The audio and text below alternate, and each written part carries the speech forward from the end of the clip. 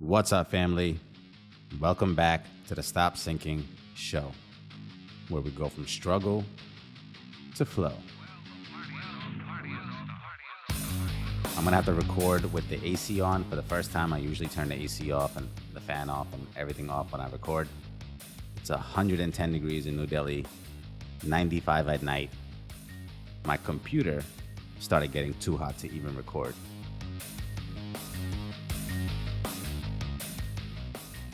Okay, I'm the first one to come on here and look at myself and find something that I need to work on myself. Anytime I have friction in any scenario or with any person in life, I usually tend to take a look at myself first. Even if the human part of me might start out with assigning blame on someone else, I'm a human being, I always soften up and try to look for how I contribute to the situation. And since you can't change the other person or the situation outside of you, the best possible positioning, I think, is to lead with looking at yourself and your own perception and your own perspective, and then plan and action accordingly. It's the only thing that you can do. It's the most position of power you can be in, things that you can control. And I think that is the healthiest way to be, so you don't go around feeling like everything is happening is outside of your control.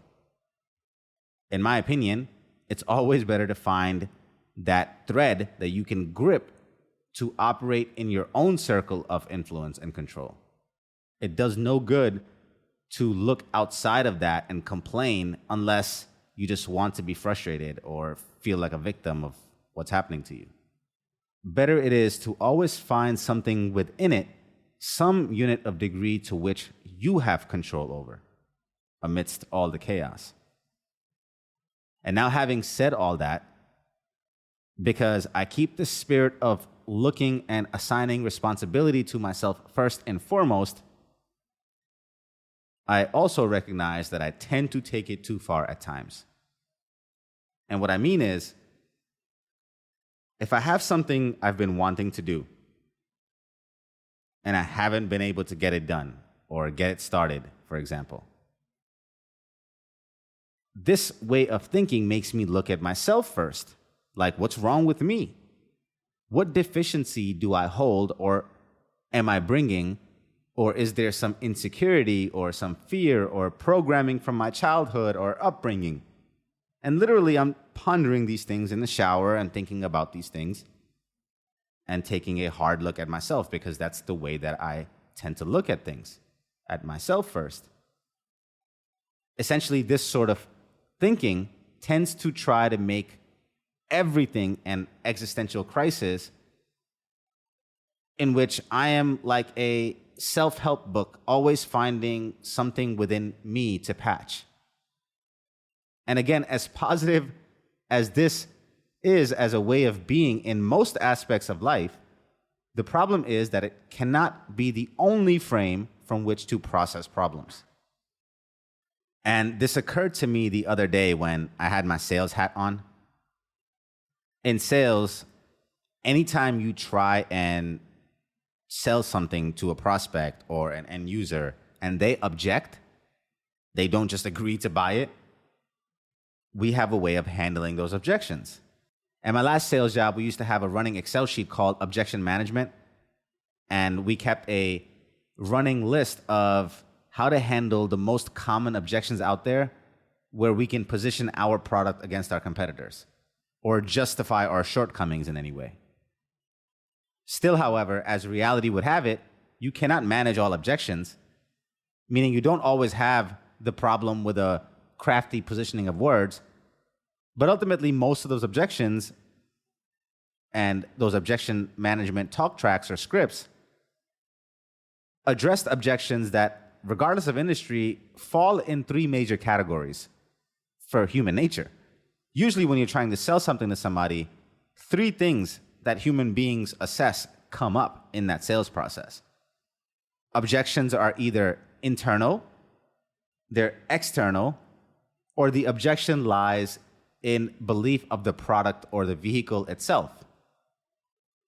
Now, like I said before, internal problems are my specialty. Looking at what insecurity, internal belief, or programming might be getting in the way of moving forward is the first thing that I'd look at. Like the first thing I almost always go to is, am I even worth having the solution for this? And believe it or not, most people, even when you're trying to sell them something simple, will have a self-worth question that comes up, an insecurity that comes up, some belief, some fear that comes up. Natural, but not the only place to focus, because there are also external problems, and external problems are very real and tangible. These are like, do I have enough money? Will it give me a return on my investment? How fast will I get that return? How much effort do I have to put in? What inconveniences and changes will I have to put up with? These are some real life external things that actually come up. All the nitty gritty things that are very real in overcoming an objection and selling something to someone and actually having them be sold on your product and have that be effective and work for them. And lastly, the objections are vehicle related. If the customer is sophisticated enough or has progressed far enough in their buying journey where they really are in pain enough where they want to solve the problem, by this stage, they will usually look at you versus your competitors. They will have skepticism about how much your product will actually solve their specific need. And your job in managing this part is really about your product market fit and matching and communicating the needs and requirements. Really just getting across to them that, hey, I understand what it is that you're looking to accomplish, and here's how we can uniquely get you there. This is where you're just doing the belief part as related to the actual product and delivery itself, since the prospect is doubting the actual vehicle. Okay, so taking the sales hat back off, with all this background knowledge, looking back at myself, if I looked at myself like a prospect to which I must sell my dreams enough that I buy in enough to take daily action,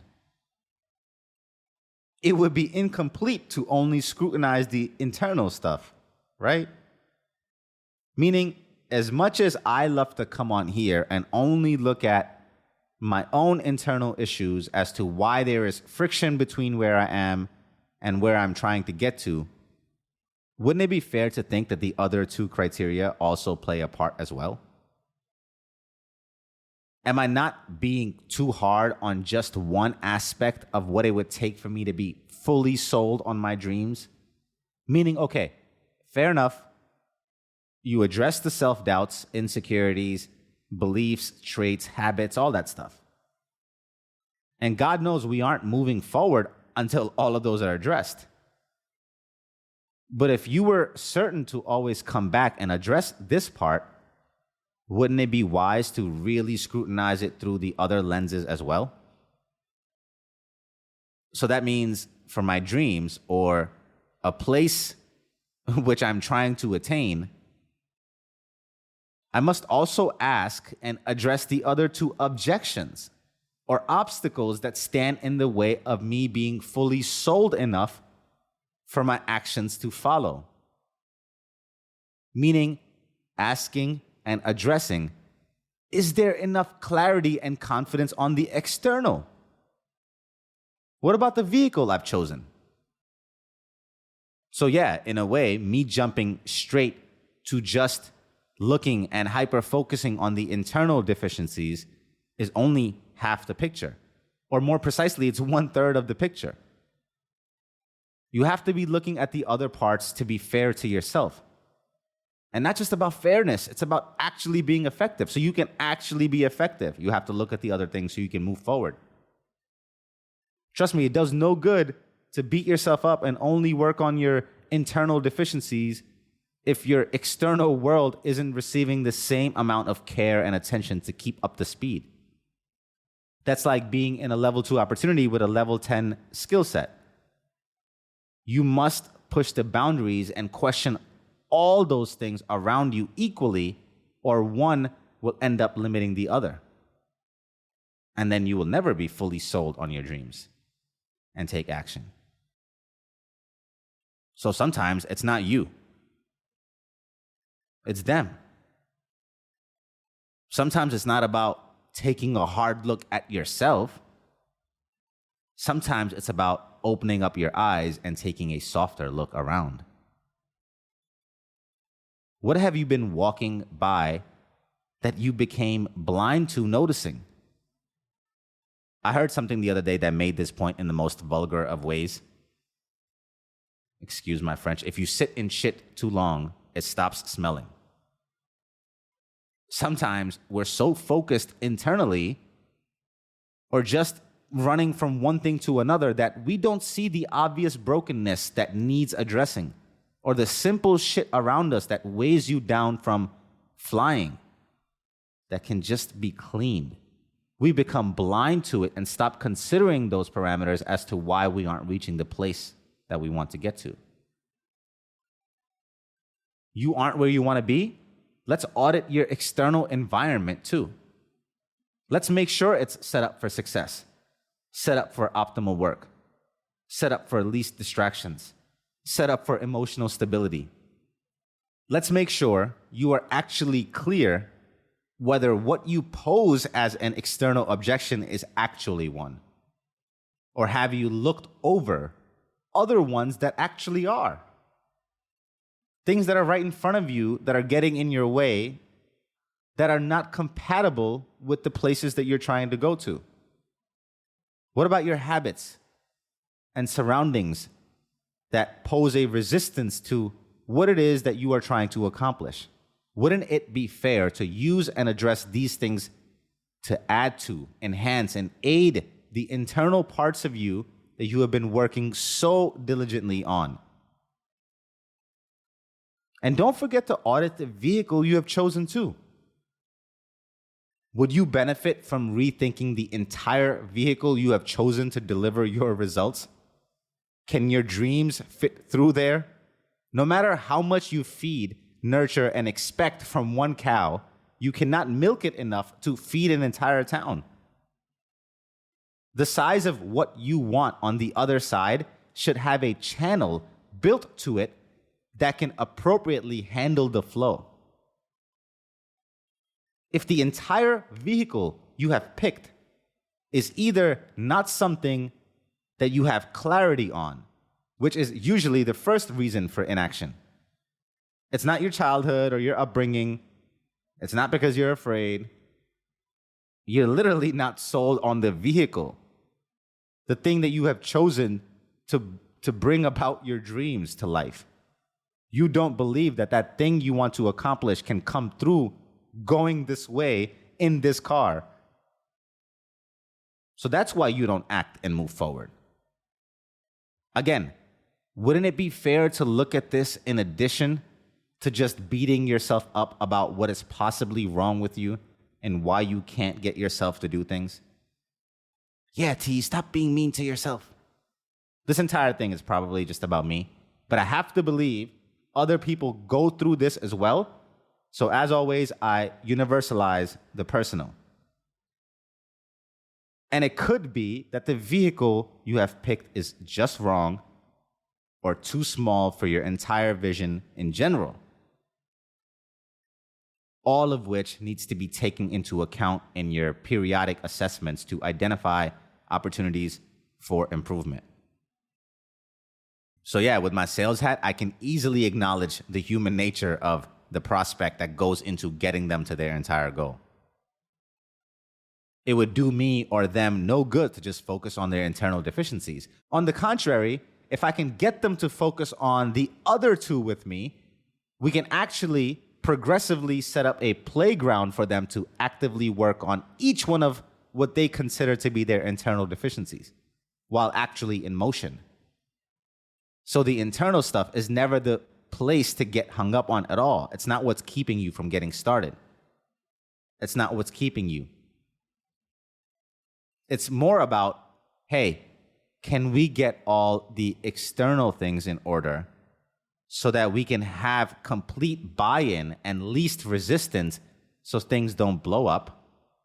And can we come to an agreement that the vehicle may never be perfect, but to gain enough clarity in the one that we are choosing that it can at least be seen in our minds as getting us to the very next destination, at least. And we will see onwards from there. So at the least, we can get the prospect in motion. And now in that movement, we can circle back to some of the internal things that might limit us in the future from growth. They don't ever limit us from beginning or having them sold. Their life can change simply by buying into the movement itself. So in selling to myself, the same human nature and its limitations apply. Sometimes, instead of taking the firm control over our insides, it's about awakening to taking a bigger degree of control to what is around us and assess or pivot from what we have chosen as a way to get us to where we want to go in the first place. Awaken, identify, and eliminate. Sometimes it's not you, it's them. I love you, family.